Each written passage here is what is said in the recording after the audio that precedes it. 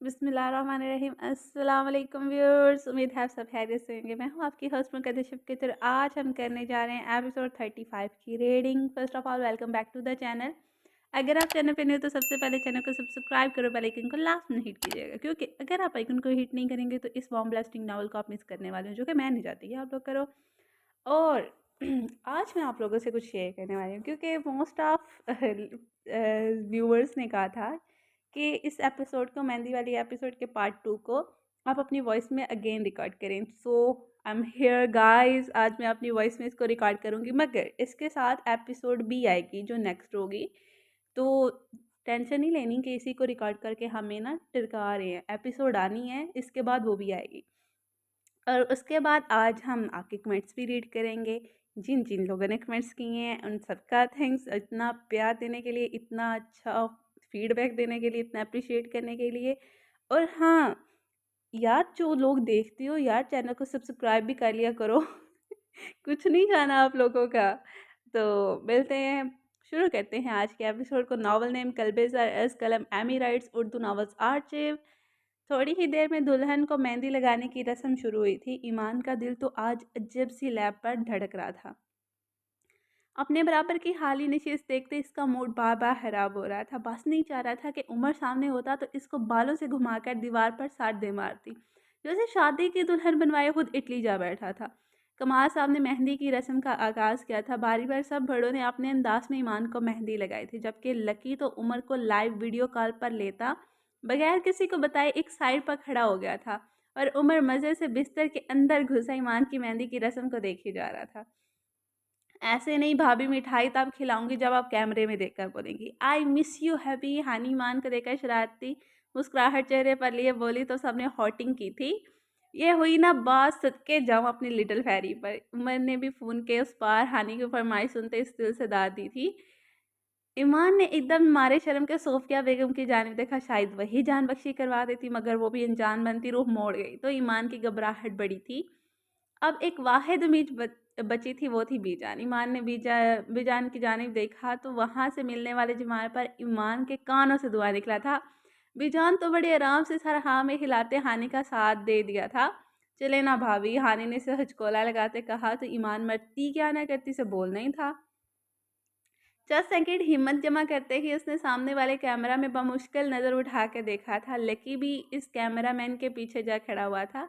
अब जहाँ कैमरा था वहीं पीछे लाइव कॉल पर उमर भी मौजूद था, मगर ईमान इस बात से अनजान थी।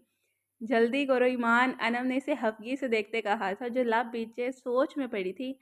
आई मिस यू हब्बी, ईमान ने सामने वाले कैमरे में देखते बोझल पड़ती सांसों से बमुश्किल कहा था। इसकी आवाज़ माइक में गूंजी थी, जो जरबीना ने हाथ में थामे ईमान के मुंह के सामने कर रखा था।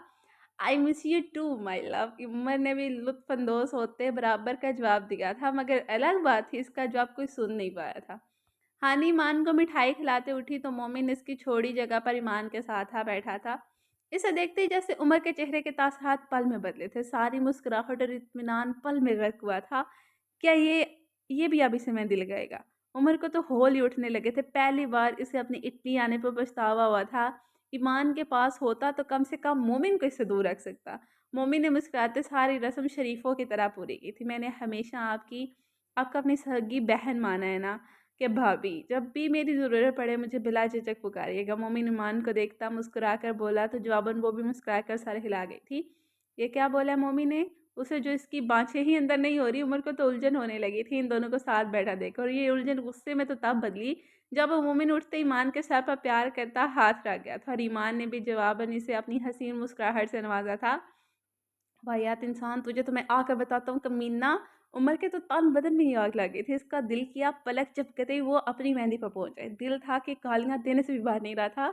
जैसे ही मेहंदी की रस्मात पूरी हुई तो उमर ने बिगड़े तेवर लिए ही कॉल काट दी थी। सारा लान एकदम अंधेरे में रहा गया था। मेहंदी के डांस परफॉर्मेंस के लिए स्टेज खाली करवा लिया गया था। सब लोग स्टेज के इर्द गिर्द झुरमट डाल कर बैठे थे। अंधेरे में डूबे लॉन में एकदम से स्टेज पर रंग बिरंगी मद्दम लाइट्स ऑन हुई थी। जो जवानों का जो एक शोर सा उठा था। लेडीज एंड लेडास, I mean gentlemen, dance performance के लिए तैयार हो। मोमिन की आवाज़ बैकग्राउंड म्यूज़िक माइक में गूंजी तो फिर से होर्डिंग शुरू हो गई थी। Okay, DJ on the music, मोमिन अपूर जोश-ओ-वास में कहा था, खामोश हुआ था।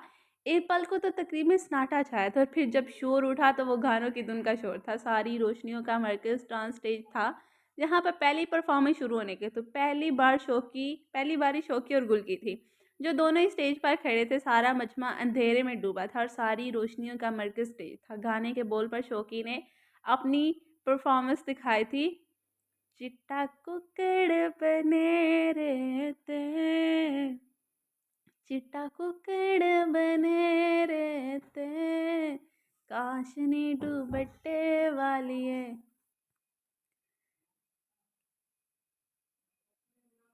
मुंडा सदके तेरे ते।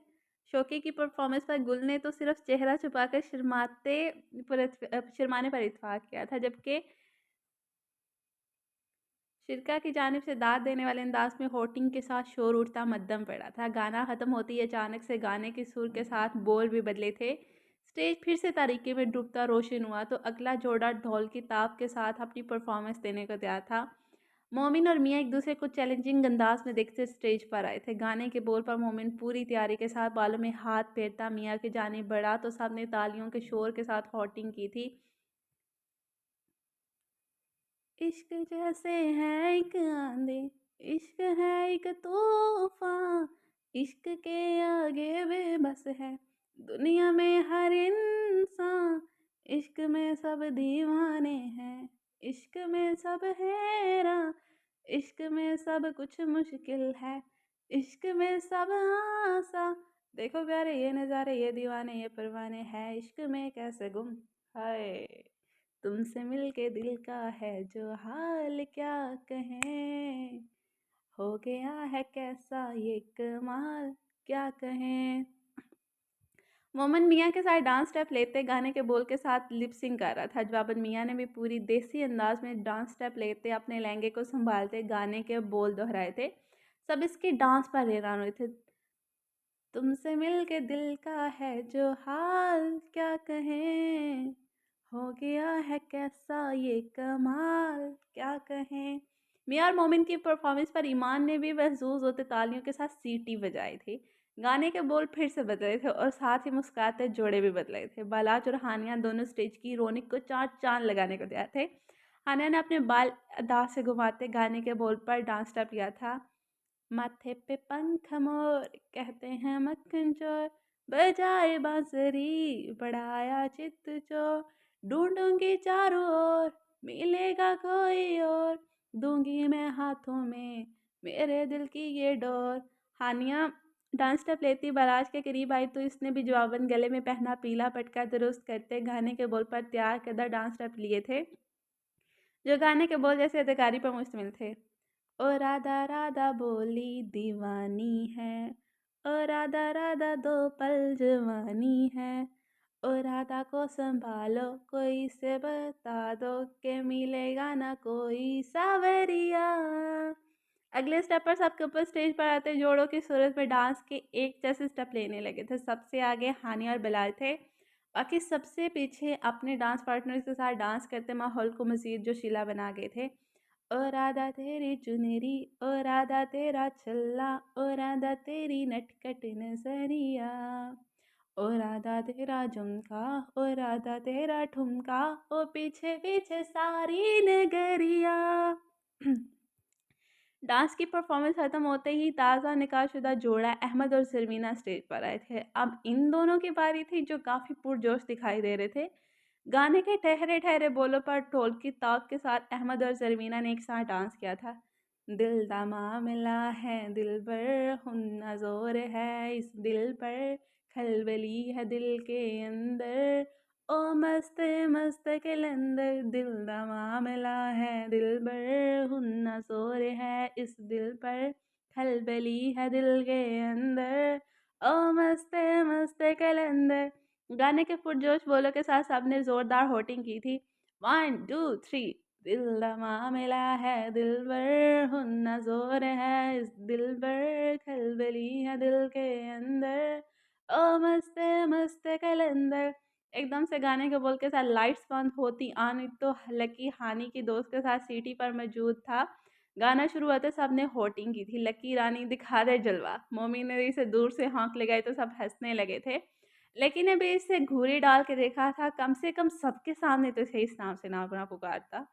महा बड़े बोल्ड अंदाज में चलती लकी के पास आते इसके कंधे से पर कहनी टका गई थी तो वो पीछे गिरने ही लगा था कि महा ने इसे आगे की जानब खींचे फाड़ खाने वाली आंखों से देखा था, जो स्टेज से गिरकर इसकी परफॉर्मेंस खराब करने वाला था। जद मेहंदी लग लग जावे तेरा ता कट दिया नहीं नहीं। महा गाने के बोल के साथ स्टेप लिए तो लकी ने भी अपनी भारी पर डांस करते सबको हैरान किया था। वो एक अच्छा डांसर साबित हुआ था। आवे आ जाओ सारे नाच लो गा लो, डोल है रॉकिंग ओए पंगड़े पालो। जद मेहंदी लग लग जावे तेरा ताकत दिया नहीं नहीं नहीं नहीं नहीं। वह दोनों पुरजोश ऐसे डांस करते स्टेज से उतरे थे। गाने की सुर एकदम से बदली तो मोमिन और मियाँ फिर से स्टेज पर आए थे। इस बार मियाँ ने ग्लासेस आंखों पर लगा रखे थे जो मोमिन के ही थे। मोमिन गाना गाते गाते मियाँ के करीब आए तो वह एकदम से हिलाते चल दे, टिक टिक तो करती मेकअप तो कर दिया, अंग्रेजी पढ़ दे गिट पिट तो कर दी जी मैं क्वीन साडी विक्टोरिया, तू घंटी बिग भैन दी, पूरा लंदन ठुमकदा और जदू नचे पैन दी, पूरा लंदन ठुमकदा। गाने की टोन एकदम से बदली तो हफ्सा भी अपने दोस्तों के साथ स्टेज पर आई थी। लट्ठे दी चादर उत्ते हनीमून कर माया, आओ सामने तेरा की साइज वे 10 माया। ये डायलॉग मोमी ने मियाँ को आंख मारते कहा तो इसने डांस करते इसे घूरा था, क्योंकि ये डांस प्रैक्टिस में शामिल नहीं था। सब घर वाले भी पुरजोश होते स्टेज पर आए थे। अनम को भी साथ बाजू से खींचता ले आया था, जो डांस की तैयारी तो कर चुकी थी मगर अब इसे डांस करने में शर्म आ रही थी। विजान और बीबी शरीं भी एक दूसरे के सहारे चलती हुई डांस फ्लोर पर आई थी। सारी लड़कियां ईमान को भी अपने साथ स्टेज पर घसीट लाई थी और इसे दरमियान में खड़ा करके सारे इसके इर्द गिर्द भंगड़ा डालने लगे थे। मोमिन तो ज़रूरत से ज़्यादा शो होता डांस के हर मूव पर जानबूझकर मियाँ को हिचकोला लगा देता था, जो बस इसे घूर कर रह जाती। एक दो बार तो इसने गुस्से से मोमिन के कंधे पर थप्पड़ भी जड़ा था, मगर परवाह किसे थी भई। घर के सब अफराद बड़ा छोटा भलाई ईमान के दरमियान में खड़ा इसके गिर्द भंगड़े के अंदाज में डांस कर रहे थे और वो बीच में दुल्हन बनी खड़ी सिर्फ तालियां ही बजा रही थी, क्योंकि इसके सैया जी इसके डांस पर सख्ती से पाबंदी लगा चुके थे। पूरे 2 घंटे के तवील अरसे बाद मेहंदी का फंक्शन अपने अख्ताम के करीब पहुंचा था। सब डांस कर कर के थक चुके थे। गाना बंद होते ही मोमिन ने डीजे से माइक लिया था। हेलो हेलो रोटी खुल गई जे, मोमिन के बुलंद डांस में कहने पर सब खिलखिलाकर हंसे थे। ईमान के चेहरे पर तो मुस्कुरा मुस्कुरा कर अब दर्द करने लगा था। वो अब दोबारा अपनी जगह पर बैठ चुकी थी, जो खूबसूरती से मेहंदी की तकरीब के मुताबिक सजाई गई थी। सब मेहमानों को देखते अचानक इसकी नज़र दूर से आती फराह बेगम पर पड़ी थी। ईमान इन्हें देखते एकदम से संजीदा हुई थी। वो चलती हुई सीधा स्टेज तक आई थी। इनका चेहरा मुकम्मल बेतासर था। बाकी सब घर वाले अब भी इनको देख चुके थे। सबके चेहरों पर एकदम से संजीदगी छाई थी। अब जाने वो कौन सा तमाशा लगाती। फराह चलती हुई ईमान के करीब गई और बगैर किसी झिझक के इसके साथ बैठ गई। सारे मेहमान तो खाना खाने में मसरूफ थे, जबकि घर वाले सब चौकन्ना होकर इनके अमल को देख रहे थे। हानि तेजी से चलती हुई भलाज के पास गई थी, जो कि एक तरफ मोमिन के साथ खड़ा अपनी माँ को ही हैरत से देख रहा था। भलाज कुछ करें प्लीज़, फूफो भाभी से कुछ कह ना दें, आप इनके पास जाएं। हानि ने परेशान चेहरा लिए भलाज को देखा था। नहीं करेंगी कुछ भी, वो बस इतना ही बोला था, मगर फिक्र से खुद भी हो रही थी। फराह बेगम पहले तो ईमान को देखती रहीं, वो भी जवानी ने पुरतजस्सुसी देख रही थी। फिर फराह बेगम ने एकदम मुस्कुराते सामने पड़े टेबल से मेहंदी उठाते ईमान को लगाई तो बाकी घर वालों को भी एकदम हैरत ने घेरा था। आहिस्ता आहिस्ता सब स्टेज पर जमा होने लगे थे। ईमान तो आंखें फाड़े ने देखी जा रही थी, जो अपने हिस्से की मेहंदी की रस्म अदा कर रही थी। बहुत बहुत मुबारक हो मेरी बच्ची को, उन्होंने प्यार से ईमान का माथा चुमा था। हैं ये क्या था? लकी ने बेसाख्ता मुंह खोले बोला था। इसे फराह बेगम को ईमान को प्यार करने वाला सीन पर यकीन नहीं आया था। चलो अब ऐसे ना देखो मुझे, दुश्मन थोड़ी हूँ, तुम्हारी फूफो हूँ भई। फराह बेगम ने मुस्कुराते हुए तकल्फी से कहा तो सब घर वाले भी खुशगवार अंदाज में मुस्कुरा दिए थे। कुमार साहब ने तो सुख का साँस लिया था, माशाल्लाह बहुत प्यारी लग रही हो, मेरी दुआएँ हमेशा खुश रहो तुम, वो कहते ईमान को गले से लगा गई थी। माँ ने भी पुरसुकून साँस अंदर खींची थी। मोमिन तो मेहंदी के आगाज़ से लेकर अब तक मियाँ का ही ऊपर से नीचे तक एक्स-रे किया जा रहा था। इसमें भी कसूर मियाँ का ही था जो इसे अपनी अदाएँ दिखा कर फंक्शन से पहले ही अपने जाने माइल कर चुके थे। मैं देख रहा हूँ आपका सारा ध्यान एक ही जानिब है साले साहब, लाजिज़ के गर्दन में बाजू डालते बोला था। मुझे लगता है मोहब्बत हो गई है मुझे, मोमिन ने बिना नज़रें मोड़े कहा था। वो अभी भी मियाँ को ही देख रहा था जो स्टेज पर ईमान के साथ बैठी अपनी ही मस्ती में खाना खा रही थी। ना कर यार, वो ईमान की दोस्त है। पलाश ने बेयकीनी से मोमिन को देखा था। सच कह रहा हूँ, कुछ दिनों से मुझे शक हो रहा है। आज यकीन हो गया कि मुझे इससे मोहब्बत है। मोमिन पूरे एतमाद से बोला था। वो बड़े पुरसुकून अंदाज में बिलाज के सर पर बम फोड़ रहा था।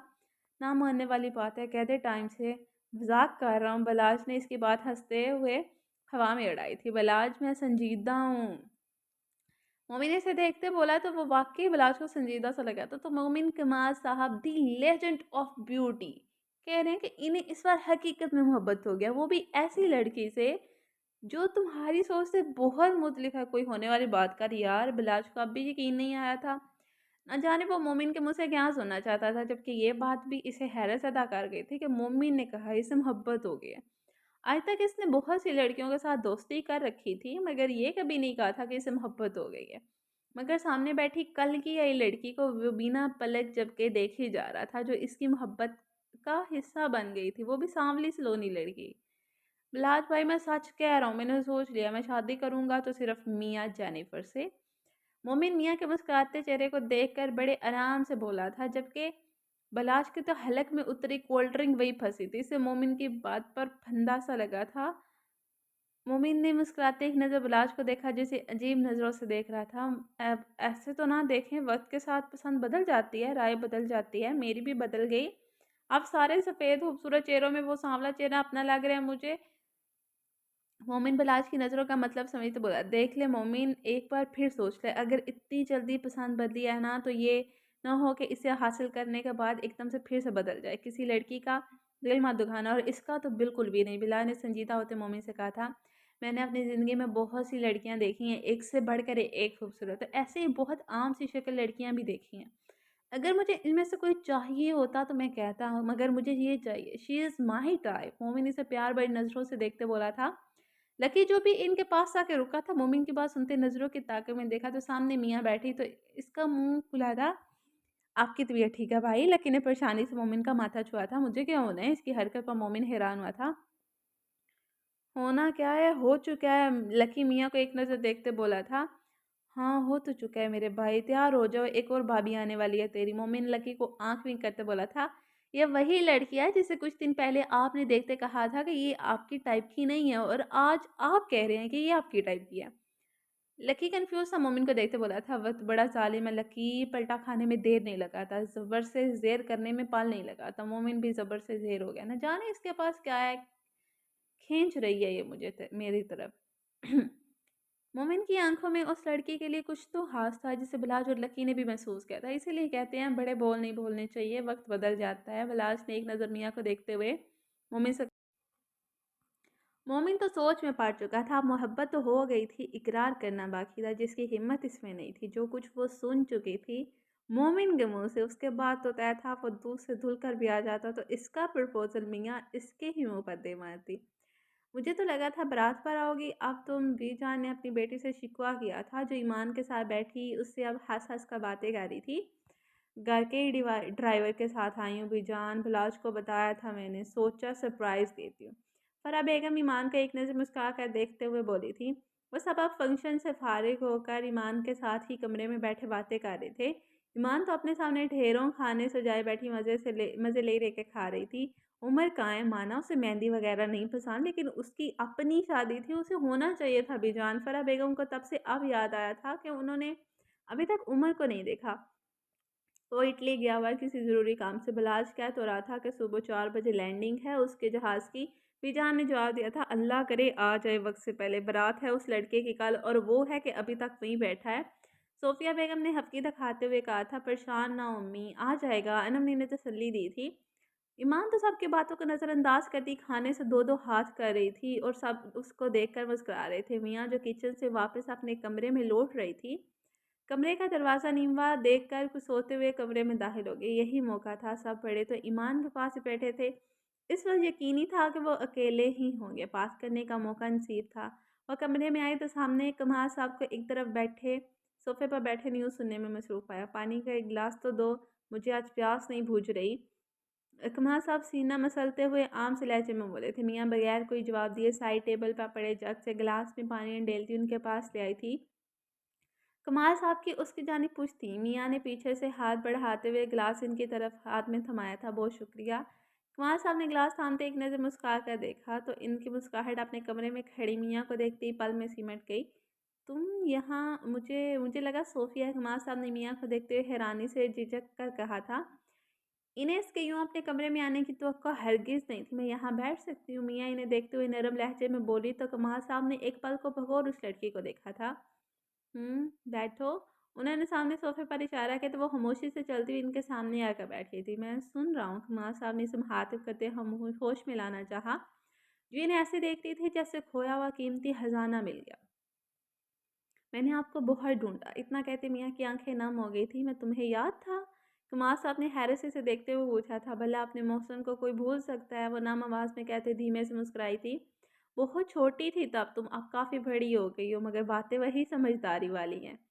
कमाल साहब नाज़ी को याद करते हुए सर झुका के मुस्कुराते हुए बोले थे। सोचा नहीं था कि आप इतनी आसानी से मुझे मिल जाएंगे। मियाँ इन्हें देखती हुई बोली थी, जो आज भी वही बेनियासी लिए हुए थे जो आज से 10 साल पहले इनके अंदाज में थी। मुझे भी अंदाज़ा नहीं था कि इस कदर दीदा दलेरी होगी तुम्हें कि मुझे ढूंढने लग जाओगी।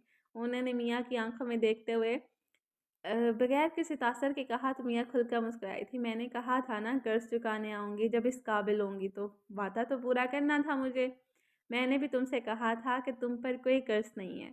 कमाल साहब अब की बार संजीदा होते हुए बोले थे। हमारी जान बचाई आपने, मुझे और मेरी बहन को अपनी जान पर खेल कर बचाया। क्या ये नहीं कि मुझ पर कर्ज नहीं? मियाँ ने भवें सकड़े हुए सवाल किया था। तुम्हारे मज़्हब में होता होगा, मगर लड़की मेरे मज़हब में नेकी का अजर अल्लाह देगा मुझे। तुम्हें नई ज़िंदगी मिली, क्या ये काफ़ी नहीं है कि तुम इसे मेरे नाम पर लुटाने को तैयार हो? जाओ ज़िंदगी जियो अपनी आज़ादी से, तुम पर कोई गर्ज नहीं है। जो हुआ इसे भूल जाओ। माना तुम दोनों बहनों को आग में कूद कर मैंने बचाया था, तुम दोनों को रहने को जगह दी, तुम्हारे पाले होने तक सारे अखराजात संभाले, मगर अब तुम पर कोई कर्ज नहीं है। अपने रब की रज़ा के लिए मैंने ये सब किया था। कमाल साहब ना चाहते हुए भी सते लहजे में बोले थे। आपकी हरकतें मुझे बेचैन करती रहती हैं कमाल अंकल। मुझे भी आज़ादी से बगैर किसी का मकरोज हुए जीना है, मगर आप हम दोनों बहनों को अपनी नेकी के मलबे तले दबा रहे हैं। आपको क्या लगता है मैं नहीं जानती कि आज तक आपके गार्ड हमारे घर के बाहर नज़र रखते हैं? हमारी स्टडीज़ की फ़ीस पहले से पेड होती है। आप भी, आप आज तक लंदन के अस्पताल में कॉल करते हैं मेरी बहन की सेहत के बारे में, क्यों मालूमात लेते हैं? किस लिए? कौन है आप? हमारे मियाँ की आंख से एक आंसू टूट कर गिरा था। क्या चाहती हो? कुमार साहब ने इसके सवाल को नज़रअंदाज करते पूछा था। आपके किए गए एहसानात का बदला चुकाना चाहती हूँ। इस बोझ से आज़ादी चाहती हूँ, खुद मुख्तार बनना चाहती हूँ, किसी का सहारा कंधे लेकर नहीं जीना चाहती। इस सच के साथ जीना चाहती हूँ कि मेरे माँ बाप आज से बहुत साल पहले आग की लपेट में आते इस दुनिया में हम दोनों बहनों को अकेला छोड़ गए हैं। मगर आप हर बार यह एहसास लाते हैं कि हम अकेली नहीं हैं। मगर क्यों करते हैं? रिश्ता क्या है आपका हमसे? मियाँ कमाल साहब को देखते संजीदा होते बोली थी। आज तो इसे मौका मिला था, जो शख्स इससे पुश्त छुपाता भाग निकला था, इसे सनआत की वजह जाननी थी जो आज इस पर हो रहे थे। बिलाशबा वो एक खुद ही रखने वाली लड़की थी जिसे दर बदर की ठोकरें खाना तो मंजूर थी, मगर एक अनजान शख्स का एहसान लेना मंजूर नहीं था। ठीक है, तुम्हें मेरे एहसानात का बदला चुकाना है ना? मंजूर है। मैं तुम दोनों का ख्याल करना छोड़ दूंगा, भूल जाऊंगा, मगर मेरी एक शर्त है। क्या? मियाँ ने अपने आंसू साफ करते मजबूत लहजे में कहा था। तुम्हें इस्लाम कबूल करना होगा। तुम दोनों बहनें कलमा पढ़ लो, यही तुम्हारा एहसान उतारने का तरीका है। मियाँ ने चौंकते कमाल साहब को देखा था, जो वाक़ई संजीदा दिखाई दे रहे थे। मुझे ये शर्त मंज़ूर नहीं। मियाँ को गुमान भी नहीं था कि सामने बैठा शख्स ऐसी कोई डिमांड रखेगा। इसे तो लगा था वो बदला पैसों से चुकाएगी, मगर ये क्या था? ठीक है, फिर इसके अलावा तुम्हारे पास कोई ऑप्शन नहीं है। मैं पैसे दे सकती हूँ। कमाल साहब की लापरवाही से जवाब देने पर वो फ़ौरन अपनी राय दे गई थी। पैसों का ऑप्शन नहीं है। कमाल साहब ने उसे एक नज़र देखा और फिर उठकर खड़े हो गए थे। मैं आपके सब घर वालों को बताऊंगी। इन्हें बिस्तर की जानिब जाता देखा वो गुस्से से बोली, मगर कमाल साहब ने इसे नज़रअंदाज कर दिया। ना जाने ये बात इसे क्यों चुभी थी, वो इसकी मौजूदगी को गैर अहम समझ रही थी, तभी तो लापरवाही से सोने की तैयारी करने लगी। क्या बताओगी? वो मुड़ते हुए इसे तेज़ नज़रों से देख रही। मैं सब कुछ बताऊँगी, जो भी आप हमारे लिए कर रही हैं, वो सब कुछ उमर को बताऊँगी। मैं इनके बराबर आते हुए सख्ती से बोली, उमर को क्यों बताओगी? माँ साहब हँसते हुए बोले थे। मियाँ ने इन्हें हैरत से देखा। वो इन्हें धमकी दे रही थी, मगर वो मज़ाक समझते हँस रहे थे। मैं संजीदा हूँ, मैं उमर को बताऊँगी क्योंकि वो आपका बेटा है, सबसे सख्त मज़ाक रखता है। यकीनन आपसे खफ़ा होगा इस बात पर कि आप एक गैर की कफ़ालत कर रहे हैं। मियाँ ने जानबूझकर एक ख़ैर का लफ्ज़ दोहराया था। शायद वो जानना चाहती थी कि उसका कमाल साहब से ऐसा क्या ताल्लुक है जो वो इन दोनों बहनों पर अब इस तरह अपनों की तरह मेहरबान हो रहे हैं। हाँ, हाँ, इसकी बात पे कमाल साहब खुलकर हँसे थे। अच्छा तो तुम उमर को बताओगे क्योंकि तुम्हें लगता है कि वो मुझे रोक लेगा। कमाल साहब अपनी पूँछ पर हाथ मानते फिर मुस्कुराकर इसे देखते बोले थे। इसकी लड़की की बातों से वो महज़ूज़ होने लगे थे। वो कितनी मासूम थी इस बात का अंदाज़ा इन्हें अभी हो रहा था। मगर तो इनकी हँसी इस वक़्त ज़हर लग रही थी। मैं इसे हर हाल में बताऊँगी। आप अपनी ये लापरवाह हँसी दिखाकर मुझे गुमराह नहीं कर सकते। आपको क्या लगता है कि आप ऐसे करेंगे तो मैं समझूँगी कि आपके घर वालों को इस बात से फ़र्क नहीं पड़ेगा? जबकि सच तो ये है कि आप अंदर से डर रहे हैं। यकीनन आपने इन्हें हमारे बारे नहीं बताया। मिस मियाँ इस वक़्त अपनी से दोगुनी उम्र के शख़्स के साथ लड़ती-झगड़ती बिल्कुल मासूम सी गुड़िया लग रही थी। कमाल साहब ने अपनी मुस्कुराहट होंठों तले दबाकर इसे भगोर देखा। जी इन्हें ऐसे देख रही थी जैसे अभी कोई चीज़ उठाकर इनके सर पर दे मारेगी। तुम्हें एक बात बताऊँ? मैं उमर का बाप हूँ, वो मेरा बाप नहीं है। कमाल साहब इसकी जानिब ज़रा सी गर्दन झुकाकर इसकी आंखों में देखते मुस्कुरा कर बोले थे। अंदाज़ हासा सताने वाला था। आप जानबूझकर मुझे ज़िद कर रहे हैं ना? मियाँ एकदम रुहासी होते हुए बोली थी। हाँ, एक और बात, उमर को मत बताना तुम मेरे बेटे को जानती नहीं हो अभी। इसे पता चला ना तो तुम्हारी कफ़ालत वो अपने हाथ में ले लेगा और कसम से बेटा जैसा ख़्याल वो रखेगा ना तुम लोगों का, वैसा तो तुम्हारा मैं भी नहीं रख पा रहा। कुमार साहब बात ख़त्म करते हुए फिर से हँसे थे। इन्हें मियाँ की बचकाना धमकी सुनकर हँसी आ रही थी। आप मुझे नज़रअंदाज कर रहे हैं, वो ज़ब्त से बोली थी। इसकी आवाज़ आंसू रोकते हुए हलक में ही फँस गई थी। तुम चाहती हो कि मैं तुम्हें नज़रअंदाज करूँ ना करूँ? माँ सबसे खूलत से बोले तो मियाँ का सच में दिल चाहा कि या मुकाबल खड़े शख्स के सर पर कुछ दे मारे या खुद को ख़त्म कर ले। आप बहुत बुरे इंसान हैं। मियाँ अपना ज़ब्त खोते हुए रो दी थी। माँ साहब ने इसे सटता पैर देखा जो काँप रही थी, मगर उन्होंने इसे चुप ना करवाया। वो इसे रोता देख कुछ सोच रहे थे। अच्छा चलो डील थोड़ी बदल लेते हैं। कुछ सेकंड के वक़्फ़े में बात बोले तो मियाँ ने अपनी झुकी सुर्ख़ आँखें उठाते लब बेचते हुए इन्हें देखा। क्या वो मुश्किल बोली थी? कुमार साहब ने एक गहरा साँस लेते हुए अपने दोनों बाजू फैला दिए तो मियाँ ने आँखें फाड़ कर इन्हें देखा था। तुम बेचैन हो रही हो? तो आओ मेरे सीने से लग जाओ। शर्त ये है कि अगर तुम्हारे इस बेकरार दिल को मेरे सीने से लगने के बाद सुकून मिला, तो तुम दोनों बहनें इस्लाम कबूल करोगे, हमेशा के लिए पाकिस्तान में शिफ्ट हो जाओगी। मगर सच बताना, जो भी महसूस हो, छुपाना नहीं मुझसे। अगर ज़रा-सा भी कल्बी सुकून ना मिला, तो मैं तुम्हारे रास्ते से हमेशा के लिए हट जाऊँगा। और कमाल साहब ने संजीदा होते हुए शफ़क़त से पुकारा था। मियाँ इस शर्त पर हैरान ज़रूर हुई थी। ठरकी बुड्ढा, मगर ये शर्त आसान है, इसमें हराना तो बहुत आसान है। भले एक अनजान शख़्स के हक़दार में मुझे सुकून कैसे मिल सकता है? अच्छा मौका है जान छुड़वाने का। वो दिल ही दिल में सोचती कमाल साहब की जानिब छोटे-छोटे कदम लेने लगी थी, जो अपने बाजू इसके लिए फैलाए खड़े थे। इनके चेहरे पर एक यकीन था जैसे वो जानते हो कि मुकाबल क्या महसूस करें। मियाँ ने बगैर अपने हाथ फैलाए हल्के से कमाल साहब के सीने से लगने की कोशिश की, तो उन्होंने अपने बाजुओं के हज़ामे मियाँ के गिर्द मजबूत करते हुए इसे खुद में मिल लिया। कमाल साहब के मजबूत और गर्म हज़ामे आते ही मियाँ का दिल ज़ोरों से धड़का था। खून ने इसकी रगों में शिद्दत से जोश मारा था। इसे समझ नहीं आई थी कि इसके साथ क्या हो रहा है। अब के बेचैन रूह को सुकून मिल रहा था। इसने खुद को इस करीब से छुड़वाना चाहा, मगर कमाल साहब ने इसके गिर्द हसार मज़ीद तंग कर दिया था। एक सुकून की लहर मियाँ के पूरे वजूद में सरायत करने लगी थी। इसे यूँ लगा जैसे वो बरसों बाद अपने डैड से मिल रही हो। ज़िंदगी के कठिन तन्हा सफ़र की थकन इसे उतरती महसूस हुई। एक सुकून महसूस हो रहा था इसे, जो पूरी दुनिया में सिर्फ़ माँ-बाप के गोश में मिलता है। वो सुकून जिससे वो दोनों बहनें महरूम थीं। लाशऊरी तौर पर इसके लबों ने हरकत करते हुए एक लफ़्ज़ अदा किया था, डैड। मियाँ को अपनी आवाज़ किसी खाई से आती महसूस हुई थी। फिर इसे खुद समझ नहीं आया कि वो एक अनजान शख्स के हसार में अपने वालिद की खुशबू की महसूस कर रही थी।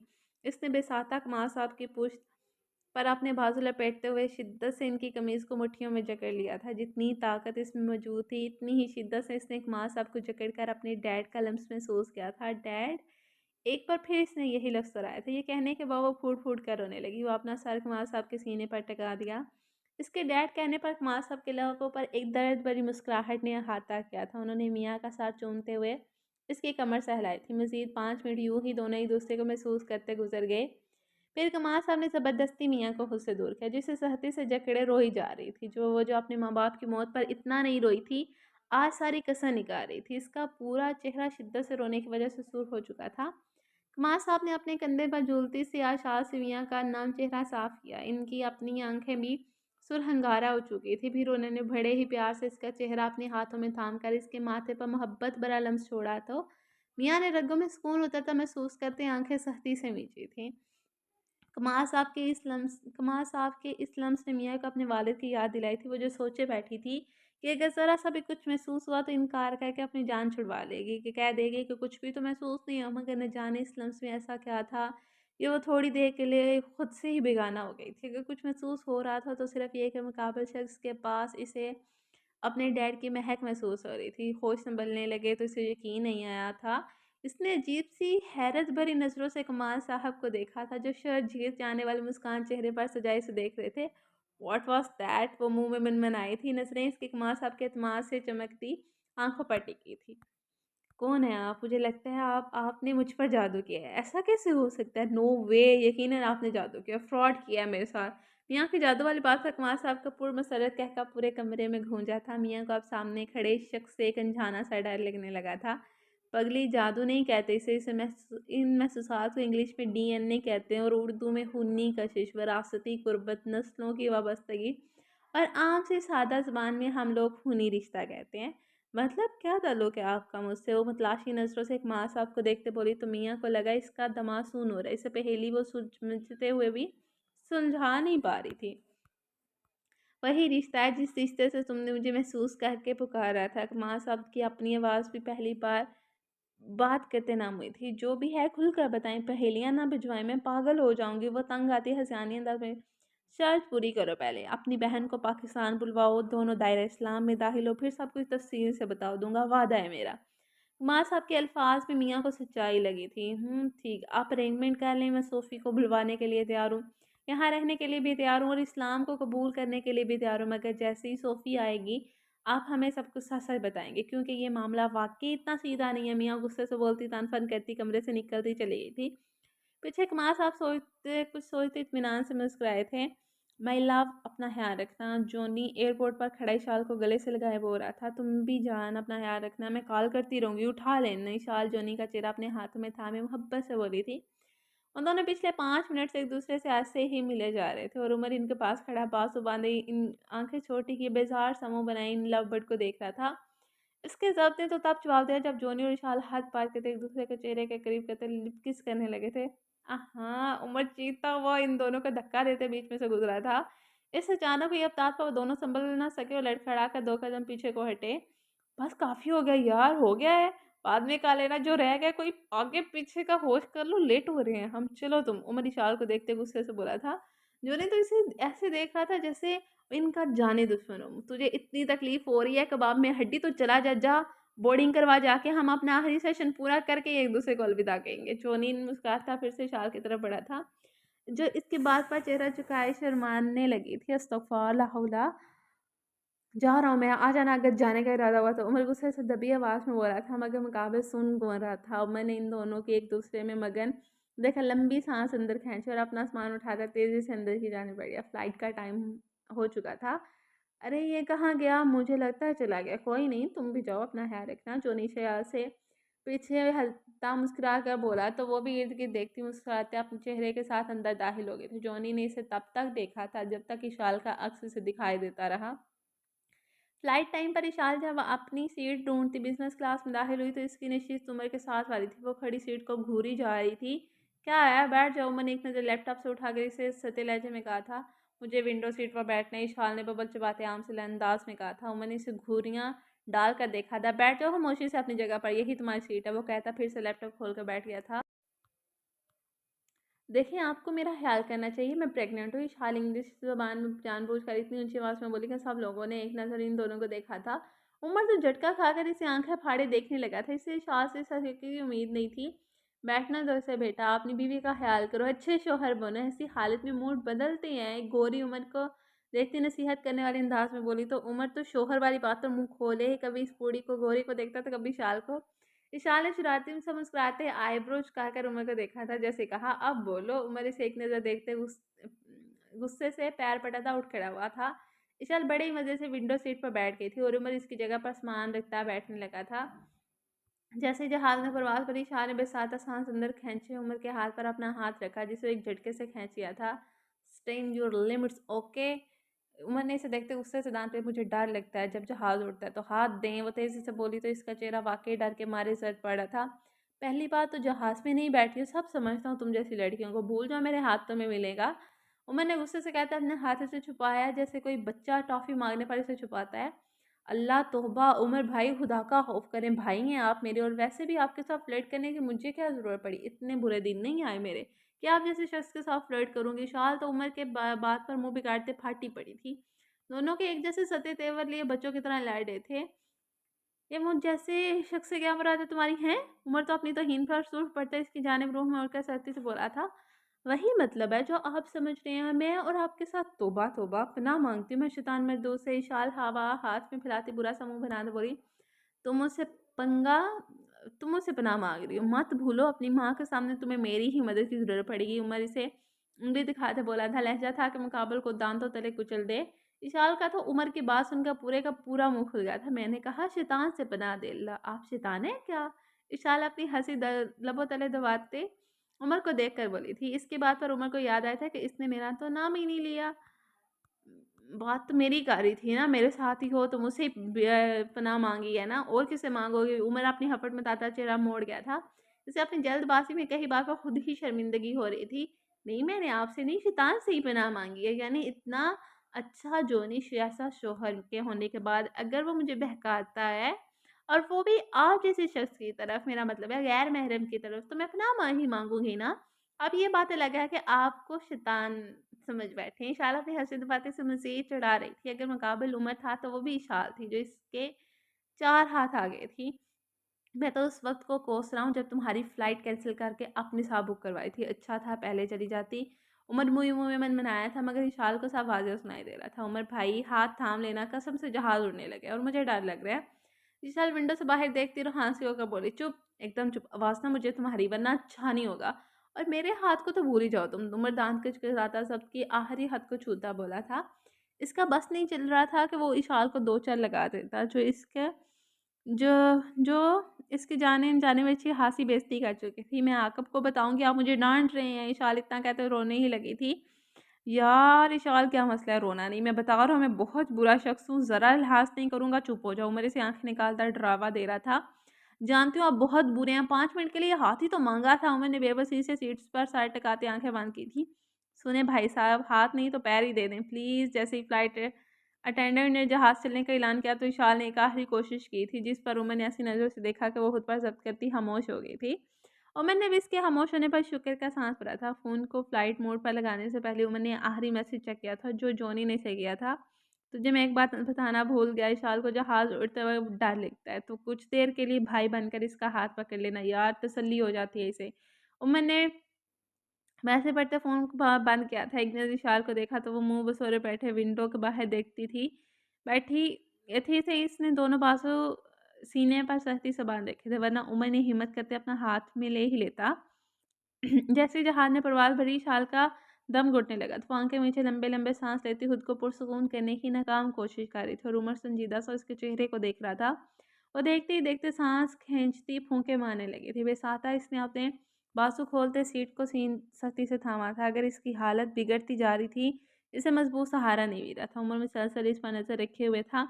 न जाने वो किस बात का इंतज़ार कर रहा था। शायद वो ये देख रहा था कि अगर तबीयत इंतहाई हद तक बिगड़ी तो हाथ थाम लूँगा, वरना गुज़ारा कर लूँगा। जैसे ही जहाज़ ने बुलंदी पकड़ी तो इशाल की हालत मज़ीद बिगड़ी थी। वो बखलाए अंदाज़ में इर्द-गिर्द हाथ मारने लगी थी। उमर ने कुछ सोचते इसके दोनों हाथ अपने हाथ में मज़बूती से ले लिए थे। मज़बूत हज़ार मिलते ही इशाल ने एक आँख खोलकर उमर को देखा था। आप पकड़ लिया क्या भाई साहब?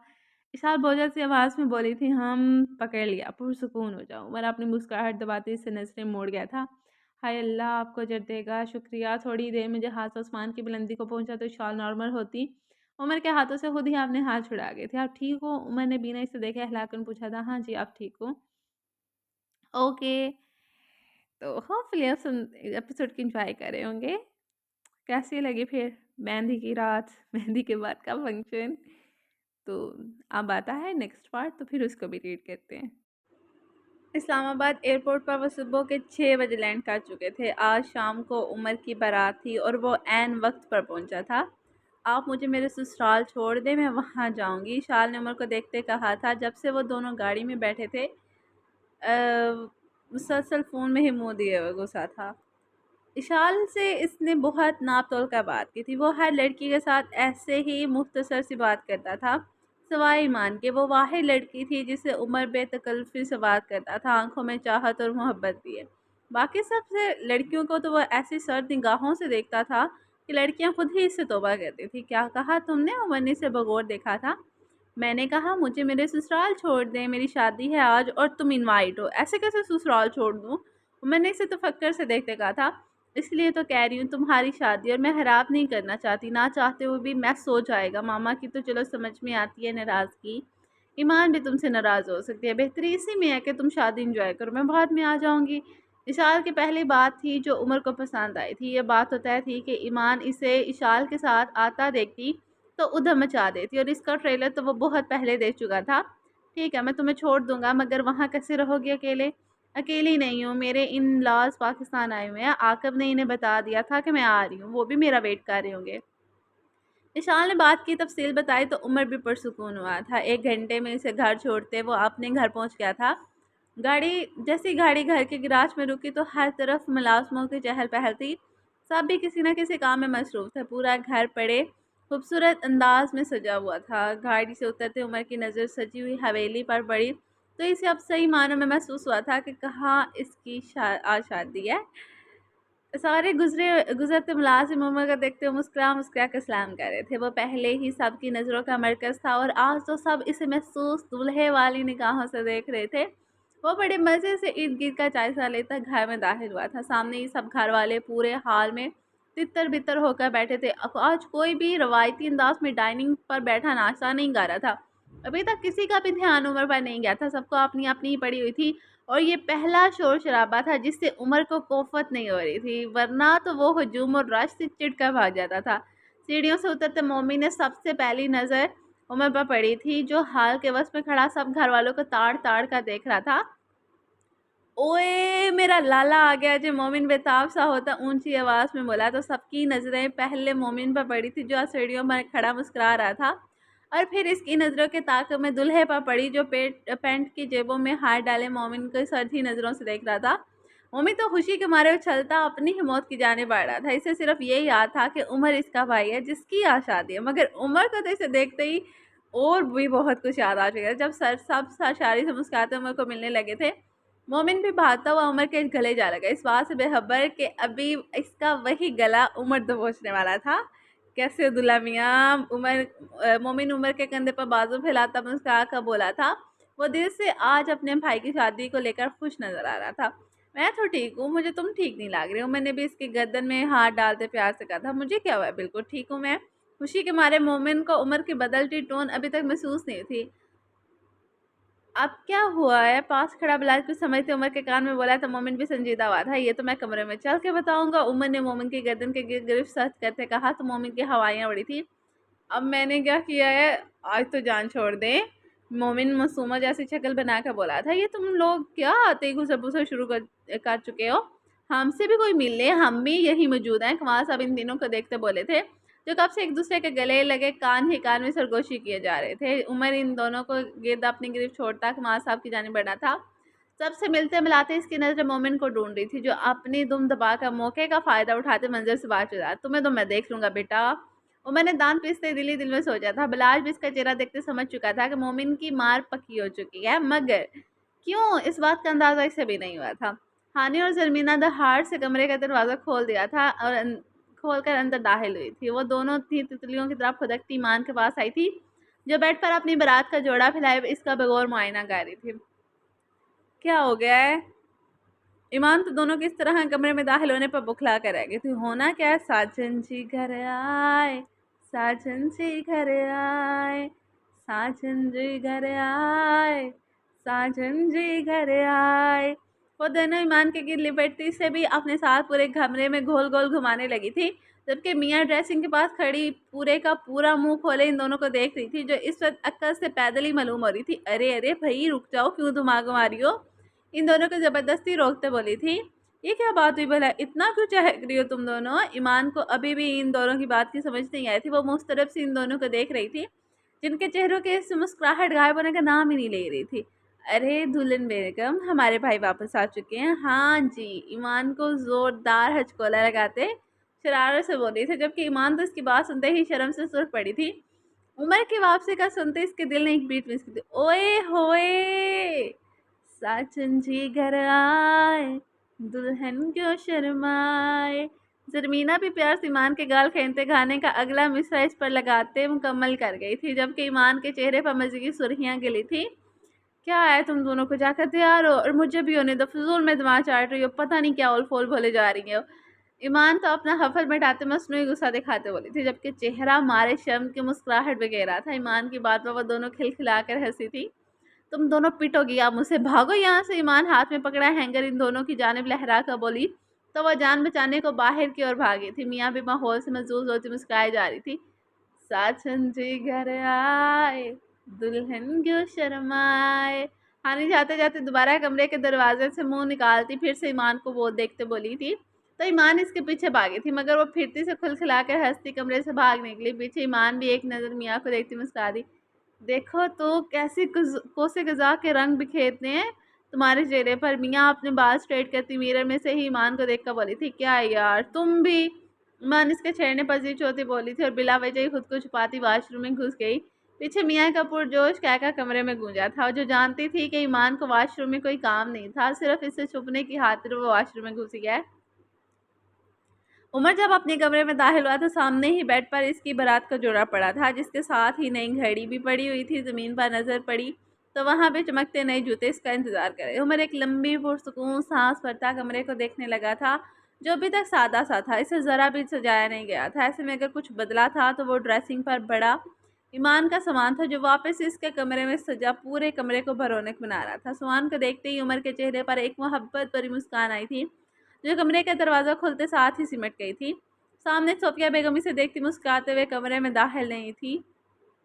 कहाँ थी आप? उमर इनकी जानिब बढ़ता शिकवा करते बोला था। मैं तो यहीं थी, तुम कहाँ थे? कितना याद किया मैंने अपने बेटे को, कितनी अरमान थी तुम्हें मेहंदी लगाने के। सोफिया बेगम शिकवा को ना नजरा से उमर को देखती इसके गले से लगी थी, जिन्हें बड़ी मोहब्बत से उमर ने अपनी बाहों में समेटा था। बहुत ज़रूरी काम था, वरना कसम से ना जाता। उमर ने बेबसी से माँ को देखा था। बस ये इस तरह देख कर ना तुम हर बार सच्चे हो जाते हैं। ये जो तुम्हारी प्यारी सी शक्ल है ना, इसे देखकर वैसे ही प्यारा नहीं ला जाता। अब बंदा क्या ही कहे तुम्हें। सोचा था एक तो जूता लगाऊंगी आज तुम्हें, मगर मेरे बेटे की शादी है, इसलिए प्लान पोस्टपोन करने का सोच लिया मैंने। सोफिया बेगम एहसान करने वाले अंदाज में को देखते बोली थी। सॉरी ना माँ, संजीदगी से वो बोला तो सोफिया बेगम इसे देखकर हंसी थी। मेरा प्यारा बेटा, कुछ खाओगे? नहीं, भूख नहीं है।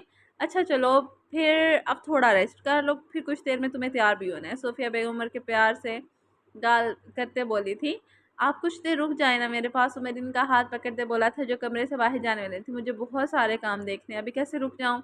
काम मुझसे ज़्यादा ज़रूरी है क्या? उमर ने नाराज़गी से अपनी माँ को देखा था। सोफिया बेगम को वो जिद करता कोई बच्चा ही लगा था। अच्छा चलो लेटो तुम, मगर सिर्फ तब तक बैठूंगी जब तक तुम सो नहीं जाते, उन्होंने बहलाने वाले अंदाज में उमर से कहा था। और भी खामोशी से सर हिलाता सोफिया बेगम को बेड पर बिठा गया था, और खुद इनकी गोद में सर रखकर लेटकर आंखें मूंद गया था। वो प्यार से उमर के बालों में हाथ चलाने लगी थी। सफ़र की थकावट के बायस वो जल्द ही गहरी नींदों में सो चुका था। सोफिया बेगम आहिस्ता से उमर का सर अपनी गोद से हटाती उठ खड़ी हुई थी। उमर के माथे पर प्यार करते उन्होंने गहरी नज़रों से इसके पुरसुकून चेहरे को देखा था। इनके दिल से अपने बेटे के लिए बेसाख्ता ढेरों खुशी और सुकून की दुआ नहीं थी। जब वो कन्फर्टर इस पर देती, दबे पाँव कमरे से बाहर निकल गई थी। दिन के पिछले पहर होते ही हर तरफ एक शोर सा हो गया था। सब मसरूफ़ से अंदाज में तैयार होते दिखाई दे रही थी।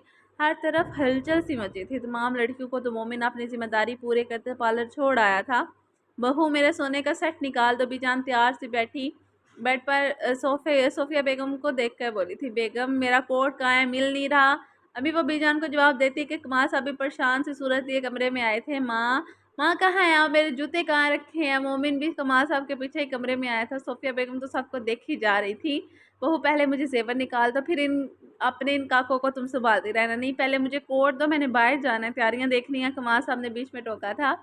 हाँ हाँ, ये दोनों ज़रूरी हैं, मुझे तो आपको कर ही इग्नोर देना। मोमिन भी अपनी बारी डालता सहते सत्य लहजे में बोला था। एकदम से सब शुरू ही हो गए थे। मेरा पहले की आवाज़ों से तंग आते सोफिया बेगम गुस्से से फट पड़ी थी। बस माँ चाटती है, मेरा तो सुबह से घन चक्कर होकर रह गई हूँ, मुझे भी देख लो सारे। सोफिया बेगम अपने हुलिया की जानिब इशारा किया था, जो बिखरे बहुत ज़्यादा से सूट में आम घर वाले हुलिया में से भी गई गुजरी भलू मरी थी। सोफिया बेगम के डांट पर कमाल साहब और मोमिन एक दूसरे को देखते मुंह बस हो रहा था। और खामोशी से अलमारी की जानिब बढ़ी और वहां से बीजान का सेट निकाल आई थी। ये ले बीजान। बीजान तो खुशी से चहक पड़ी थी। सबसे पहले इनकी जो सुनी गई थी, मामा मामा। इस शलवार का लास्टिक निकल गया। अभी वो बाप बेटा अपनी बारी का इंतजार कर रहे थे कि लकी भी कमरे में दाखिल हुआ था, जिसके एक हाथ में सफेद शलवार थी और दूसरे हाथ में नाड़ा था। लो जी, तुम्हारी कमी थी। मम्मी ने इसे गुस्से से देखा था। क्या हुआ आपको, पीछे हटे, मैं माँ से बात कर रहा हूँ। मामा ये डाल दें, छोटा सा तो काम है। लकी मस्कीना जैसे शक्ल ये बोला था। ओए, छोटा सा काम के लगते लाइन में लगो, हम तुम्हें पागल नजर आ रहे हैं जो यहाँ अपनी बारी आने का इंतजार कर रहे हैं। मम्मी ने इससे बाजू के खींचे कहीं तो पीछे किया था, जो सोफिया बेगम की जानिब बढ़ रहा था। कमाल साहब भी कमर पर हार के सोफिया बेगम के फारिग होने का बेताबी से इंतजार कर रहे थे। बाबा मोमिन भाई ने आपको पागल बोला है। लकी कमाल साहब को देखते शिकायत लगा गया था। हैं, क्या बोला? कमाल साहब भी लकी की जानिब मुतवज्जो हुए थे। कुछ भी नहीं कहा मैंने तो, वैसे ही ये तो चुप कर, तू शैतान कहीं का ना हो तो भारी आने का इंतजार करो। चुप करके मोमी ने से बाजू से झंझोड़ता अपने साथ खड़ा करते कहा था। माँ माँ कहाँ है आप? अभी मोमी में मुश्किल लकी को रोब दिखाते खामोश करवाया था कि उमर भी दरवाज़ा खोलता अंदर दाखिल हुआ था। आप लोग ऐसे क्यों खड़े हैं? उमर कमासा मोमिन और लकी को लाइन में सीधा खड़ा देखकर हैरानी से बोला था। अपनी बारी का इंतजार कर रहे हैं। लकी ने मासूमियत से आंखें पटपटाते कहा था। अच्छा माँ, मेरे साथ आए ना प्लीज़, मुझे कुछ समझ नहीं आ रही है, दूल्हा बनना इतना मुश्किल क्यों है? उमर ने मोमिन की बात को नज़रअंदाज करते सोफिया बेगम को मुखातिब किया था, जो बीजान का सेट निकालती इन्हें पहना रही थी। हद है लड़के, तुम्हारा तो सारा सामान सेट करके रखवा दिया था मैंने पहले से ही, तुम्हें क्यों समझ नहीं आ रही? सोफिया बेगम को डांट लगाते बोली थी। पता नहीं क्या सेट किया है आपने, कोई भी चीज़ नहीं दी। उमर भी जवाबन माथे पर बार डालते बोला था। मेरी मामा देखी आप लोगों ने कहीं? अहमद कमरे के दरवाजे से मुंह निकालते बोला था। मोमिन को तो इसके बात पर हंसी आई थी। तुम्हारे नाल ते अस्सी वाल रह गया ना, जिन्हों की माँ ते नजर आ रही है ना। मोमिन की बात पर सब हंसे थे, जबकि उमर ने इसे देखते ना फिर में सारे लाया था। दादो बताए ना, मामा को कहीं देखा है आपने? अहमद ने मोमिन के नजरे घुमाते सोफिया बेगम से पूछा था। बेटा वो साथ के पास थी, थोड़ी देर पहले देखा था मैंने। आपका पता नहीं। कुमार साहब अहमद को देखते बोले तो वो फट से कमरे से निकला था। माँ चले ना प्लीज़, उमर फिर से बोला। तभी जान ने इसकी बेजार शक्ल को देखा था। जाओ बहू, तुम इसे तैयार करवाओ। बिजान ने उमर की सिफारिश करते सोफिया बेगम को जाने का कहा, तो बाकी तीनों जो कब से इंतजार में खड़े थे, बिजान की बात पर यकतबार नाराजगी भरी आवाज़ में बोले थे, बीजान। उमर ने चौंकते हुए इन तीनों की जानिब देखा था। बेगम मुझे कोट दे जो भाई, मैं बाहर जाऊंगा, लगी रहना तुम इनके साथ। फिर कुमार साहब अब की बार गुस्से से बोले थे। उमर तो ना समझी से इनको देख रहा था। ये गुल कहाँ मार गया? सब मेरे पीछे क्यों पड़ गए हो? सोफिया बेगम गुस्से से इन चारों को घूरते बोली थी। मैंने क्या किया है? उमर तो हैरान सा हाथ खोलते ना समझी से बोला था। रूल की खिलाफ वर्जी की है आपने। कब से माँ की हेल्प के लिए हम लाइन में लगे हैं और आप इन्हें अपने साथ लेकर जा रहे हैं। लेकिन ने मुंह बसोरते उमर को देखा था। उमर की नज़र इसके हाथ में पकड़ी शलवार और नाड़े पर पड़ी थी। माँ आप ऐसा कह रहे, बाबा को कोट दे लें पहले और इसका मसला मैं हल करता हूँ, फिर आप मेरे साथ चलिएगा। उमर ने सोफिया बेगम के देखते मशवरा दिया तो उन्होंने भी मशकूर नज़रों से उमर को देखा था। कमाल साहब भी शुक्र का सांस भरते कमरे से निकले तो सोफिया बेगम की इनके पीछे गई थी। उमर ने लकी के हाथ से शलवार पकड़ते इसमें से निकला नाड़ा फिर से डालना शुरू किया था, जबकि मोमिन तो मुंह खोले उमर को देखे जा रहा था। बीजान को देखा तो वो भी लापरवाह बनी अपना हाथ पहन दी थी। बात सुने मेरी लोग, आप मेरी मदद कौन करेगा? हाँ, मुझे तो अब यकीन हो गया कि मैं आप लोगों की औलाद ही नहीं हूँ। बता दें कहाँ से लाए थे मुझे? मोमिन और हंसी होता फट पड़ा था। उमर ने एक नज़र इसे देखा तो मोमिन ने नाराज़गी से नज़रें मोड़ी थी। अच्छा अच्छा, ऐसे ना देखो, इसके बाद तुम्हारे साथ चलता हूँ, तुम भी अपना मसला मुझसे हल करवा लेना। उमर ने मोमिन का गाल थपकते इसे तसल्ली दी थी, जो अनकरीब रो देने को था। बाजी मैं हो गई जवेली। गुल भी फुले सांस के साथ कमरे में दाखिल। शुक्र है तुम भी नजर आई हो, चलो मेरे साथ। मोमिन ने शुक्र का सांस भरा था गुल को देखते ही। जाओ प्लीज़, गुल इस रूठी महबूबा का भी मसला हल कर दो। उमर इसे देखते बोला तो वो मुस्कुराकर सर हिलाती मोमिन के पीछे गई थी। तुम तो सर पीछे रखो अपना। उमर ने माथे पर बाला तिलक की का सर पीछे धकेला था। जो सारे इसके चेहरे के ऊपर घुसाता, देखने की कोशिश कर रहा था कि उमर नाड़ा कैसे डाल रहा था। चलो बेटा मैं हो गई फारिग। सोफिया बेगम कमरे में आती तेजी से बोली थी, इसलिए कहती थी मैं लड़कियों से घर पर तैयार हो जाती, कुछ तो हाथ बटाती भी जान सोफिया बेगम को देखते बोली थी। हाँ बटा ही ना लेती हैं आपकी लाडलियाँ हाथ मेरा, उल्टा उन्होंने भी मुझे ही सताना था। अच्छा हुआ कुछ तो रश काम हुआ।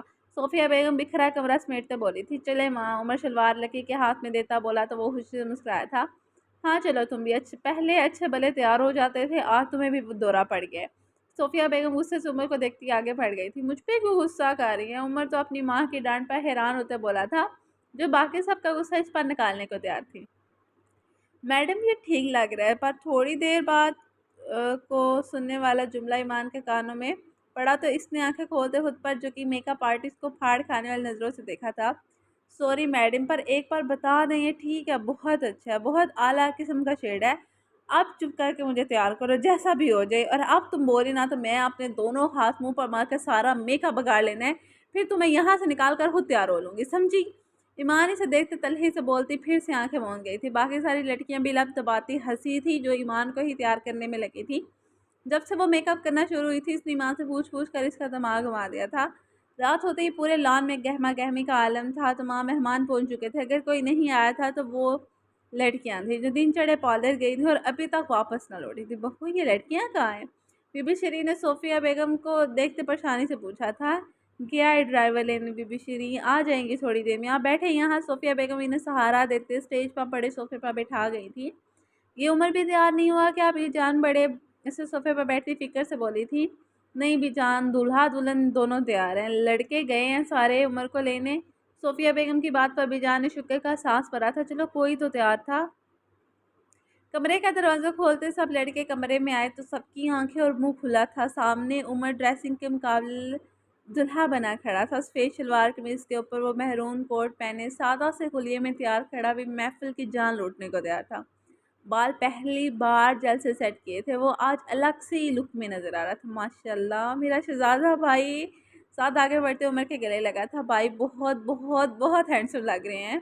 लकी भी मुस्कुराते उमर के गले लगता बोला, शुक्रिया शुक्रिया। उमर भी सरशारी से तारीफ वसूलता बोला था, यार भाई क्या ही जाता आपका, अगर आप शेरवानी पहन लेते तो। मोमिन भी उमर के गले लगते मिलता अफसोस से बोला था, इसमें तुम्हारा क्या फ़ायदा? उमर इसे खड़ी नज़रों से देखा था। ज़ाहिर है अमीर तो हूँ नहीं मैं, तो आपकी शेरवानी कल को मैं अपनी शादी में पहन लेता ना। मोमी ने असल वजह बताई थी। और शादी के अरेंजमेंट भी तो है ना भाई, वो कैसे करवाते? बिलाज नहीं से याद दिलाता। ले वो तो कोई मसला ही नहीं ना, आराम से मस्जिद में जाकर सादा सा निकाह करते मिसाल कायम करूँगा, और नहीं तो क्या। मोमिन की बात पर सब खुलकर हंसे थे, जबकि उमर सोच में पड़ा था कि इसके होते हुए मोमिन के जहन में ये सोच क्यों आई थी। और दिल ही दिल में सोच रहा था, वो शुरू से ही ऐसा था, सबका ख्याल रखने वाला, सबकी छोटी सी छोटी बात को महसूस करने वाला। अब भी वो मोमिन की आम सी कही बात को संजीदा ले रहा था। तो भाई लड़के ना कंजूस बन, तेरे भाई अभी जिंदा है, मेरे होते हुए तुम्हारी शादी सादा नहीं हो सकती, धूमधाम से करेंगे तुम्हारी शादी भी, और जिस चरवानी पर हाथ रखोगे वो लेकर दूंगा। उमर अच्छे मूड में जवाब देता मोमिन को गले लगाया, जानता हूँ भाई आपके होते मुझे परवाह नहीं। मोमिन के जवाब पर उमर को तसल्ली हुई थी। अच्छा चलो अब लेट हो रहे हैं, तुम्हारी एंट्री करवानी है। साथ इन सबको याद दिलाता बोला तो उमर एक नज़र खुद को देखता बाहर की जाने बढ़ा था। बाकी सब भी इसके साथ ही निकले थे। पूरे लॉन में एकदम से ढोल बजे तो सब मतवज्जो हुए थे। लड़कों के झुरमुट में सब खड़े। घर वाले जो स्टेज के करीब मौजूद थे, इन्हें उमर आता दिखाई दिया था। सबके चेहरों पर दिल फरेब मुस्कुराहट आई थी। सारे लड़के उमर के गिर भंगड़ा डालते मेहंदी की कसर पूरी कर रहे थे, जबकि उमर बेजार सा होता मुश्किल सबकी खुशी की खातिर खामोश था। इसके सब भाइयों ने दिल खोल कर इस पर ढेरों पैसे वारे थे। फिर काफ़ी देर इसके गिर भंगड़ा डालते और अब इसे अपने साथ लेते स्टेज तक आए तो कमाल साहब और सोफिया बेगम ने आगे बढ़ते इसे प्यार करते दुआएं दी थी। उमर खुशगवार चेहरा लिए इनसे मिलते बेजान और बीबी शरी की जाने बढ़ा, तो जो भी एक जैसा जोड़ा पहने इकट्ठी साइड पर लगे सोफा पर बैठी थी। बीबी श्री ने उमर को प्यार करते कहा था, ने आज तो मुस्कुरा दे भी छोड़ो, और ये मुस्कुरा दे शुक्र करो, गुस्सा नहीं कर रहा। अब्बी जान ने बीबी श्री को देखते उमर के हिस्से का जवाब दिया था। उमर सब घर वालों से मिलता स्टेज के दरमियान लगे सोफे पर जा बैठा था। हानी भी दूर से उमर को देखते इसके पास आ बैठी थी। हाय भाई शुक्र है आप आ गए, पता है बड़ा मिस किया हमने आपको। जानता हूँ। उमर इसके गाल पर प्यार करता इसके गिर बाजू डाल गया था। हानिया उमर को देखते मुस्कुराई थी। आपको पता है ज़रमीना करने क्या आ गया? क्या? ये क्या मज़ाक है? उमर तो एकदम से हानि के चेहरे का बताने पर हैरान हुआ था। हाँ ना, अहमद के साथ निकाह हो गया। हानिया ने हंसते हुए बोली तो उमर को असल तुझका लगा था क्या? हमारा अहमद? उमर ने बेयकीनी से पूछा था। हानि मुंह पर हाथ रखे हंसते हुए हाँ में साइला था। ये क्या बात हुई? मुझे किसी ने बताया भी नहीं। उमर संजीदा होते बोला था। अचानक प्लान बना सबका, इसलिए हानि ने इसे वजह बताई थी। कहाँ ज़रमीना? बुला कर लाओ इसे। उमर आगे पीछे देखता बोला था। इसकी नज़रें इसे ढूंढ रही थी। मैं बुला कर लाती हूँ। हानिया थोड़ी देर में शर्माती हुई ज़रमीना को अपने साथ लाई थी, जो उमर के साथ आकर बैठ गई थी। क्या ये क्या सुन रहा हूँ मैं? लाला की जान ने अपने लाला के बगैर ही निकाह कर लिया, मुझे बताया भी नहीं। उमर मसनूई नाराज़गी से देखते बोला तो वह शर्मा कर सर झुकाई थी। उमर ने पैसे निकालते ज़रमीना को दिए थे, हमेशा की तरह आज भी इसने नहीं गिने थे। ये मेरी तरफ से, बाकी गिफ्ट अभी दूंगा। ओके। उमर ने ज़रमीना के माथे पर लब रखे तो इसकी आंखें उमर के प्यार से भर आई थी। ओए खबरदार, एक आंसू भी निकला तो मारूंगा मैं। उमर ने इसे डांटा तो वह ना आंखों से मुस्कुराई। चलो जी हम जा रहे हैं अब। हानि दूर से हफ्सा के किए इशारे पर उठ खड़ी हुई थी। कहाँ? उमर ने इन दोनों को देखते पूछा था। आपकी दुल्हन को लेने। हानि शरारती सा मुस्कुराते बोली। वहां से निकल गई थी। पीछे उमर तो ईमान की सोच जहन में आते ही जेरे लब ऐसे मुस्कुराया कि किसी को इसके मुस्कुराते लब दिखाई नहीं दिए थे। थोड़ी देर गुजरी थी कि सब लड़के उमर के साथ स्टेज पर बैठे बातें कर रहे थे कि बलाश ने उमर के कंधे को हिचकोला लगाते भाभी कहा था। उमर ने इसकी नज़रों के ताके में सामने देखा तो नजरें वहीं पर जम गई थी। ओके, तो अब बारी है कमेंट रीड करने की और हम करने लगे comment read. I am super excited. और चले शुरू करते हैं। Shamaz, I am first obviously यार, and thank you so much. Mirha Malle कहती हैं कि टू गुड, बट आपको मिस किया बिकॉज आपने रीड नहीं किया। ओ अल्लाह जी, माँ सदके, जज़ाकिल्लाह, थैंक यू सो मच इतना ज़्यादा प्यार करने के लिए मिरहा मलिक। शबनम शबनम ने मैं ऐसा किया है कमेंट के बहुत अच्छा होता है। सब क्या क्या बताएं, आपके लिखने का अंदाज ही निराला है वाकई। मैं ये बात तो मैं खुद मानती हूँ कि हमारे राइटर बहुत अच्छा नावल लिख रही हैं। एक अच्छी एक अच्छी स्टोरी, एक अच्छा मोटिव, एक अच्छा ना लेसन दे रही हैं। तो ये तो वाकई। और जब आप लोग ऐसे बताते हो ना कि आपने अच्छा लिखा, आपने अच्छा पढ़ा, तो यार लिटरली वो दिल को लगता है कि हम कुछ ऐसा कर रहे हैं जिस पे अप्रिसिएशन बनती है और मिल भी रही है। और बिलाल बिलाल ने लव बेच आए, thank you so much. Tahir Mahmood ने बोले मोमिन की काया पलट, और इस बात पे यकीन कि अल्लाह जो चाहता है वही होता है, इंसान के नज़रिया से कुछ नहीं होता। बिल्कुल बेशक ये बजा बात है। आपने बिल्कुल ठीक कहा है कि वाकई ऐसा ही होता है। मोमिन की काया पलट तो वाकई बहुत अच्छी थी। मुझे वहाँ पे बहुत हंसी आई थी कि उसके साथ बेचारे के साथ हुआ क्या है, वो क्या सोचा था उसने और हुआ क्या है। और बेशक अल्लाह पाक जो चाहे वो कर सकते हैं। हम इंसान जो सोचते हैं हमारे नज़दीक चाहे वो अच्छा ना हो, मगर हम लोगों को लगता है कि ये हमारे लिए बेहतरीन है। मगर अल्लाह पाक जानते हैं ना हमारे लिए क्या बेस्ट है, क्या बेहतर है, क्या बेहतर से भी बेहतरीन है। और वो हमेशा हमें बेहतर से बेहतरीन ही नवाजता है। तो बाकी आगे Mahnoor Aamid, amazing happy, thank you dear. आपका भी थैंक्स लॉट डियर। और महविश यार राजा, यार इनके कमेंट का मुझे सबसे ज़्यादा वेट होता है, पता है क्यों? ये इतना मज़े का कमेंट करती हैं कि पूरी एपिसोड की जान होती है इनके कमेंट में। Pure entertainment in this episode. I like the dance scenes of every couple very much. I have enjoyed every minute of this episode, eagerly waiting for the continuation. Thanks a lot, dear. Glad to enjoy it. I guess submarine is really nice. Thanks a lot. Thank you so much, dear. Bhaya Jani, love you too, dear. और उसके बाद है मिरहा मलिक। उन्होंने again किया, अल्लाह पाक आपकी मम्मा को सेहत और तंदुरुस्ती वाली लंबी ज़िंदगी दें, जल्द अज जल्द सेहत याब करें, आमीन सुम आमीन आमीन। जज़ाकल्लाह dear, thank you so much. ये बहुत ज़्यादा मेरे लिए मायने रखता है जो आप लोगों ने इतनी दुआ दी। बिलाल ने भी अगेन एसएमएस किया, कमेंट किया कि इंशाल्लाह आपकी मम्मा ठीक हो जाएंगी, हम सब की दुआएं हैं, आमीन। जज़ाकल्लाह डियर, जज़ाकल्लाह। आगे नाज़ी शाहिद हैं, इस मियाँ एक्सेप्टिंग द इस्लाम। डियर ये तो अब देखें हैं, पता चलेगा नेक्स्ट एपिसोड में कि क्या होता है। क्या वाकई वो कर लेगी या नहीं, या क्या, ये तो नावल में नेक्स्ट एपिसोड में रिवील होगा ना। आगे मोहम्मद इब्राहिम है, बहुत स्वीट एपिसोड है, बट आपकी आवाज़ में भी मज़ा आता है। आपकी आवाज़ करैक्टर्स के मुताबिक बदलती है तो ज़्यादा इंटरेस्टिंग लगता है। अब इससे मैं कहूँगी thank you so much. Thank you. इंशाल्लाह मैं कोशिश करूँगी कि इसको और ज़्यादा बेहतर कर सकूँ। अगर आप लोगों की सपोर्ट है ना तो मैं कुछ भी कर सकती हूँ। ओके, तो जिन-जिन लोगों ने कमेंट्स किया उनका थैंक्स। तो जिनका मैं नहीं रीड कर पाई ना, तो आप लोगों का भी शुक्रिया। आप लोगों ने कमेंट किया, इतना ज़्यादा प्यार शो किया, तो आप सबका बहुत-बहुत ज़्यादा शुक्रिया। मैं पूरी कोशिश करती हूँ, राइटर, डायरेक्टर भी, एडिटर भी कोशिश करती हैं कि आपको प्रॉपर टाइम पे रिप्लाई कर दिया करें, आपके हर कमेंट पे आपको आंसर किया कर दिया जाए। तो मगर फिर अगर कभी थोड़ी-सी देरी हो जाए तो सॉरी यार, मगर जिनको मैं मेंशन नहीं कर पाई, इंशाल्लाह कोशिश करूँगी कि नेक्स्ट में उनको मेंशन करूँ, उनका भी कमेंट रीड करूँ। तो मिलते हैं नेक्स्ट एपिसोड के साथ, तब तक के लिए अपना ख़्याल रखिएगा, अपने घर वालों का ख़्याल रखिएगा। अल्लाह हाफ़िज़। और हाँ, अगले एपिसोड का वेट लास्ट में करना है, क्योंकि अगली एपिसोड होने वाली बहुत ज़्यादा बॉम्ब ब्लास्टिंग, बहुत ही फैंटास्टिक एपिसोड होने वाली है, जिसको आप लोग भी मेरी तरह बहुत वेट भी करोगे और मज़ा भी आएगा। तो तब तक के लिए अगर आपने चैनल को सब्सक्राइब नहीं किया तो सबसे पहले बेल आइकन को हिट करें, चैनल को सब्सक्राइब करें, ताकि आपको नेक्स्ट टाइम नॉवल ढूँढना ना पड़े, आपको वैसे ही आप नोटिफ़िकेशन मिल जाए। तो लाइक, कमेंट एंड शेयर तो बनता है ब्रो। तो मिलते हैं नेक्स्ट एपिसोड के साथ। अल्लाह हाफ़िज़।